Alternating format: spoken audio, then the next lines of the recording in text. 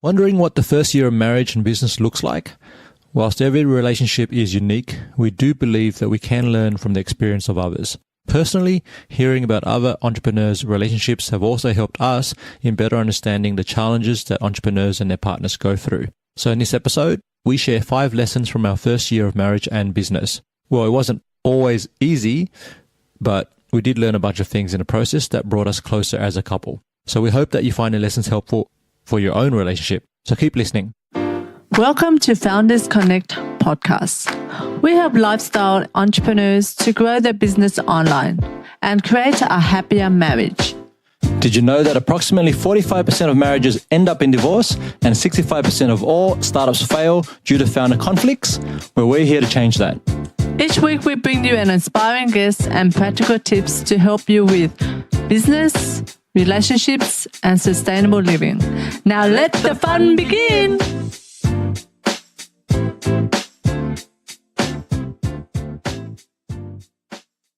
Hi, I'm Cindy Pham. And I'm Anthony Chansamuth. And we're from Founders Connect. This week's fan shout out goes to Caroline Lowe Grandjean Thompson. This is what she has to say. Oh my God! I listened to a recent podcast, Screw the 9 to 5. It's freaking amazing. You guys are so good at facilitating interviews, really powerful and provocative questions, and great relevant content. I love the mix of business and relationships content. This is real life. Josh and Jill sound like such champions. Love it, love it, love it. Well, thank you, Caroline. And she's given us a 5 stars for that. And if you want your review to be read out on our next podcast, make sure you head over to foundersconnect.co/review and you can then leave your review on iTunes or Stitcher. And you just might be the person that we shout out next time. Yeah! Today we're sharing 5 lessons from our first year of marriage and business. Alrighty, so why do we want to talk about this stuff? Because we want to help people, entrepreneurs, do that. Okay, that's right, dude. So there are a couple of things that come up and that we've experienced along the way, and some of our community members have shared with us as well around getting married and building a business. Okay, so something that can happen is that you can feel one person or both people can feel lost after the wedding. Another thing that can happen is that you're just not sure if you're on the right path as a couple or where you need to be 1 year after the wedding, okay? And the third thing that could happen is you may be struggling with building a business and also working out how to maintain a happy marriage at home, which then is like a cyclical effect, because if you're not happy at home, the business isn't great, you're not happy at home. So you get caught in this cycle, which is not exactly great. Now, why don't we share just a bit about our journey to give this context? Okay, do you remember when we met? Yeah, sure. We met March 2015. Oh, is that so?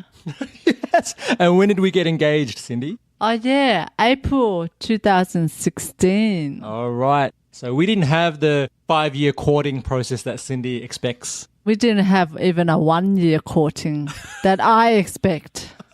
And then we had a beautiful wedding, April 2017. Remember what date that was? 21st April 2017. And then a month later, we became digital nomads. So I quit my part-time job that I had at the time, and we went full in on the business and also in moving around the world. Yeah, that was fun. Okay, so currently now it is August 2018, and we're actually 16 months into our marriage and 15 months into being digital nomads. Whoa. That's a bit crazy. And there's a lot that we can share about this. So let's jump into it. Here are 5 lessons that we can share from our first year of marriage and business. And we're going to talk about the wedding, okay, what we learned there. Number 2, we're going to talk about money. Number 3, the nomad journey and becoming nomads. Number 4 is the transition from being engaged to being a married couple. And then number 5, communication and dealing with difficult conversations. Okay, Cindy, let's start with number 1, the wedding. Oh, do you want me to start with the wedding? Yes, because you love the wedding. Oh, definitely. It was such a great not experience. Okay. What does that mean? So basically, everything I kind of wish or kind of wanted in a wedding to be smooth didn't go smooth, but it was a not perfect but perfect wedding to me. So do you remember what happened? Yeah, I remember that everything that we had planned didn't go to plan. So that was from me arriving 30 minutes late to the morning ceremony to you falling off the stage at one point. Yeah, we'll give you more details on that probably in a later episode. Okay. So what did you take away from that? What was positive about the wedding? I think the positive thing about the wedding is that we always have stood by each other through thick and thin, even before we got married and during the marriage process. And yeah, we were just really powerful couple together. Yeah, because there were a lot of challenges that were presented along the way, just with the planning process, organizing it on the day itself, and even afterwards. And there's a lot of things. We didn't have a wedding planner. I mean, Cindy was the wedding planner. Yeah, but I went on a trip before my wedding. Yeah, imagine this, like 1 week before the wedding, she's in Vietnam, having a party, sleeping in a capsule hotel. Hey, come on. We're going to talk about this later. Go to the next one, dude. Okay, all right. So that's the wedding. I think my key takeaway from the wedding is really be there for each other and delegate well. And I think that's something that in hindsight, we could have done better. Now, number 2, let's talk about money and some lessons around essentially how do you merge two different sets of money behaviors or money systems and multiple bank accounts and things like this together. How did we tackle that? So basically what I did was I actually tried to find out what my spouse, which is Anthony's, financial situation first, and identify what kind of habits he has or mindset he has towards money. So essentially what we discovered was Cindy is a massive spender and I'm the saver. Totally opposite. So you could imagine how that was for me. So it was a shock to me when I found all this thing. But I set the rules saying this is what's going to happen. And we both agreed on what we wanted to do. So it has to be a both way. So you can't always pin what you want on them. You need to discuss. Yeah, so you really need to sit down and discuss your money beliefs, patterns, behaviors, habits.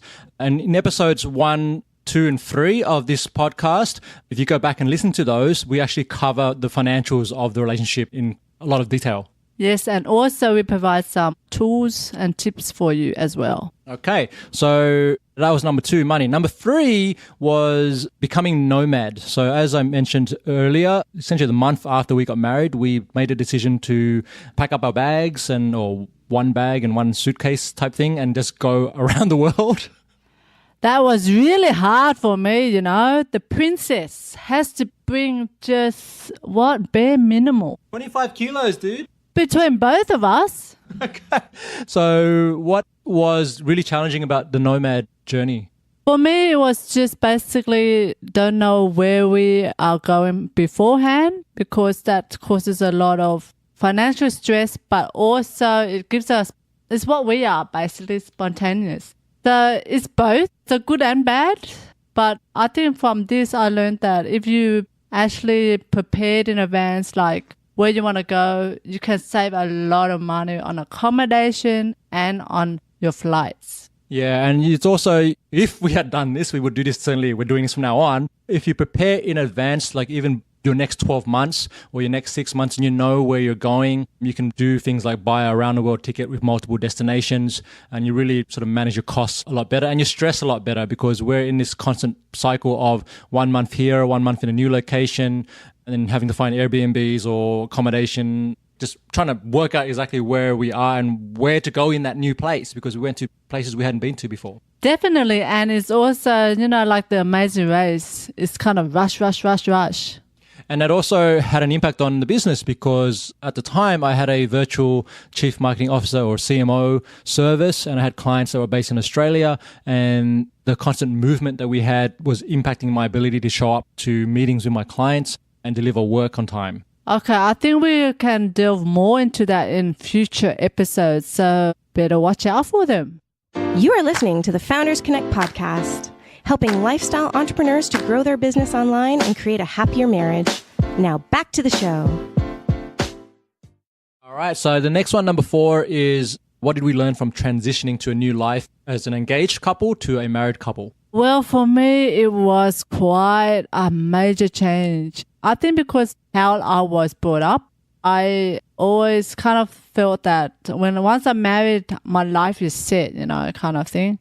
And, I just follow my husband. But reality is I'm quite an independent person. So that kind of struck me in the middle, like, oh no, what am I going to do? I just did this. But because we are moving so much, I didn't have time to focus or think on that. And that's what I've learned. As a married couple, you need to be your own individual, and you also need to find a spot as a couple. Yep. So one thing that we implemented was a monthly me day, and all you're doing is you're spending time with yourself, ideally off the phones, off the internet, and just like, I like to go to the park or go to a cafe, chill out, and do something that you enjoy for yourself and reward and acknowledge and love yourself. Because when you're happy being alone with yourself, you actually bring that into your relationship. And the best thing I'd see is how much we miss each other at the end of those me days. And we're always like, I miss you. And we come back together, and we're deliberately creating the space to miss each other, which is something that we didn't have before because we in our face all day, every day for a year. Yes, imagine that for 24/7. I wonder if anybody's pulling somebody's hair at the moment. And the other part around this particular topic is, we don't actually have a course or anything like that we went to learn how to become a husband and a wife. It's interesting. I do that for business. So I'll go take a marketing course or a marketing degree or whatever it is. And Cindy certainly did it for her career. But it's not an easy thing for a new couple to do, because it's like, who do you turn to? All right. And the challenge for us is we don't really know any other couples who are newly married, also nomads, also running their own businesses and this sort of thing. And so this is the reason why we created Founders Connect, so we can actually create a space and a place for people like us to connect. Exactly. So I had that massive problem, and I definitely thought this was a great idea for us to do and grow together. And that's what it's all about. Exactly. Okay, next one, number 5. Communications and difficult conversations. I remember this one because I started this one. So tell them what happened. Okay, so basically one time I was kind of like fed up in a way that I felt that I was losing myself. And so I think that it was up to the really maximum that I could do. So I decided to resign. Okay, so let's put some context here about what happened, because Cindy just went straight to this is what happened. But leading up to that, so Cindy had been, as we mentioned in our previous episode, Cindy had actually joined my company, so Simple Creative Marketing, as our Chief Operating Officer, and had been doing that role for some time, almost a year. And it just got to a point where she didn't feel that she was really adding value to it, or that she was receiving enough value from that role. That caused the situation where we were in Sydney, and at one point I wake up, come into the office, and there's a letter, like an envelope sitting on my computer, and it's essentially a resignation letter from my wife / co-founder.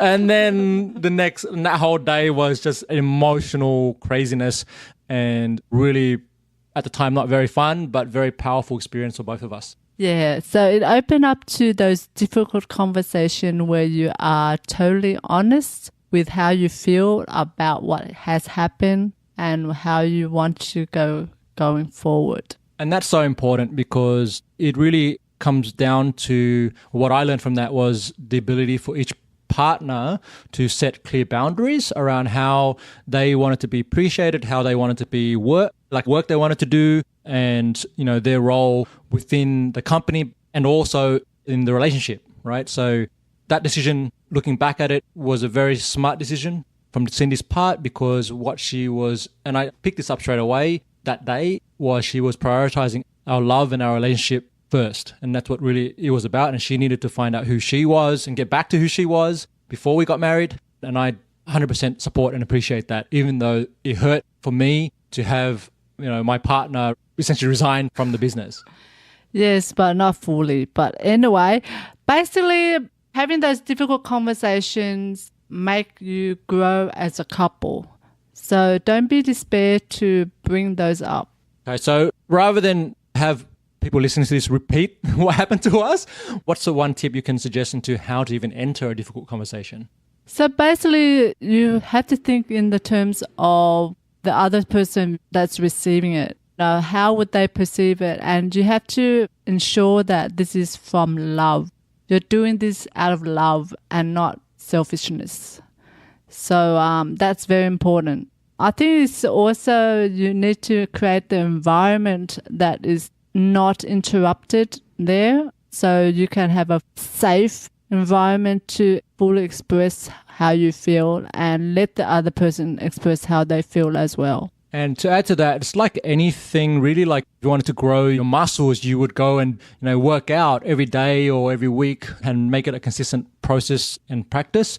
And that's something that I would encourage you to do like right now, like as soon as you can, and develop that muscle of being able to communicate authentically and honestly. And in episodes 4, 5, and 6 of this podcast, we actually delve deeper into communication and the art of communicating and having meaningful conversations with your spouse. So recommend you check those out. Meaningful and difficult. Absolutely. Okay, so just a quick recap there. 5 key lessons we learned from our first year is for the wedding, it's really to be there for each other and no matter what might happen, to support each other completely, because it's about you two growing together and enjoying that experience, right? As long as you're doing that, I think everything else will work itself out. Okay.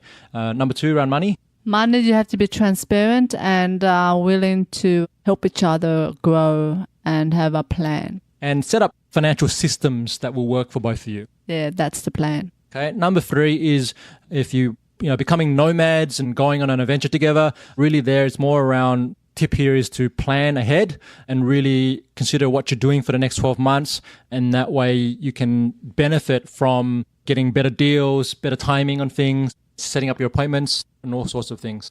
And less stress. A lot less stress. All right. Okay. Number 4 is just a tip around transitioning to new life as a married couple. Keep your individuality, but remember you're a couple now. Absolutely. And always put your relationship first, even though sometimes that can be very challenging. Exactly.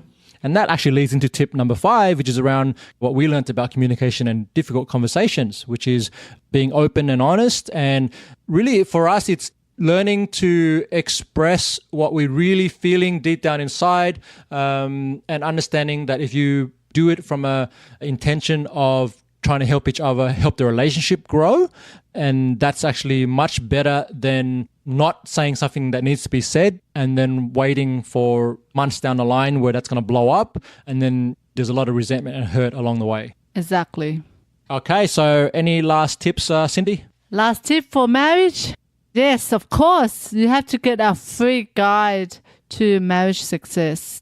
With a whole bunch of other tips and tools and resources that you can utilize to really grow your marriage and your business at the same time. And to grab that, just go along to foundersconnect.co/marriage success. One word, okay? That's foundersconnect.co/marriage success. You are listening to the Founders Connect podcast, helping lifestyle entrepreneurs to grow their business online and create a happier marriage. Now back to the show. In this week's Community Corner announcement, a bit of sad news. Sometimes good things have to come to an end. Our amazing friend Karen Natalia, who's about to become a mummy, which is great news. Congratulations. Is shutting down her business Beyond Latte. Now, Beyond Latte is a nourishing wellness drink sold in premixed satchels. Inspired by ancient philosophy from the East and the power of botanicals, Karen and her team crafted the perfect coffee-free, dairy-free, gluten-free, organics blends that will bring you the comfort and nourishment your body deserves. And it's very tasty as well. So the flavors include organic ginger latte, there's organic spicy hot chocolate, there's also the... Organic ginger latte? Already said that. There's a 90 gram bag and a 500 gram bag. And then there's organic turmeric, which you can get, or the organic cacao powder, which is what you can use in your smoothies and other things. Exactly. As part of their closing down sale, you can head to www.beyondlatte.com.au to get 50% off everything while stock lasts. So make sure you head over to beyondlatte.com.au now to get 50% off everything. Yeah. Are you thinking about leaving your job, taking control of your own destiny, and turning your passion and experience into a side hustle or full-time business? Well, check out our new Corporate Escape Plan PDF guide. It's free and you will learn the top 10 challenges for new entrepreneurs and what you can do to overcome them. Just head over to foundersconnect.co/escape to grab the free checklist now. Yeah, do it. In our next episode, we answer, how do you solve a shaky marriage and lousy sex life? With special guest Dr. Tina B. Tessina, PhD, a licensed psychotherapist with over 30 years experience in counseling individuals and couples. And she's an author of 13 books, including Stop Fighting About the 3 Things That Can Ruin Your Marriage and Love Styles, How to Celebrate Your Differences. Online, she's known as Dr. Romance, and Dr. Tessina appears frequently on radio and TV shows such as Oprah, Larry King, and ABC News. So if you're curious about how to solve a shaky marriage and lousy sex life, make sure you tune in to our next episode. Thanks for tuning in, and remember to live passionately, purposefully, and confidently. Till next time, ciao!